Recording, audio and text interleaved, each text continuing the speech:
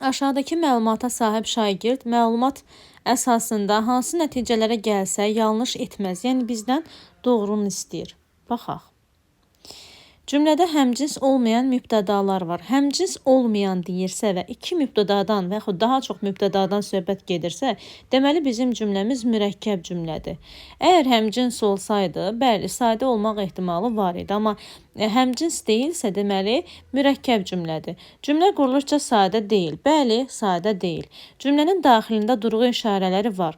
Bunu biz deyə bilmərik ki, durğu işarəsi ilə bağlanıb və yaxud da tabesizlik əlaqəsi ilə bağlanıb. Bu iki yolla bağlana bilər. Mübtədalar quruluşca sadədir. Biz onun sadə və yaxud da mürəkkəb olmasını deyə bilmərik. Ola bilər mübtədamız söz birləşməsi ilə, ola bilər mürəkkəb adlarla ifadə olunsun. Bu zaman quruluşca sadə yox, mürəkkəb olacaq. Cümlədə ən az 2 adlı xallı söz var, doğrudur. Çünki biz bilirik ki, mübtədalar adlı xallı sözlərlə ifadə olunur. Cümlədə həmcins üzvlər yoxdur. Bu da yanlış fikirdir, çünki bilmirik, biz sadəcə mübtədanın həmcins olmadığını bilirik. Bəlkə digər cümlə üzvləri həqiqətən də həmcinsdirlər. Bunu sadəcə mübtədaya aid ediblər burada. Digər cümlə üzvlərinin həmcins olmaması barədə bir şey deyilməyib. Cavabımız olacaq 1 və 4, yəni A bəndi.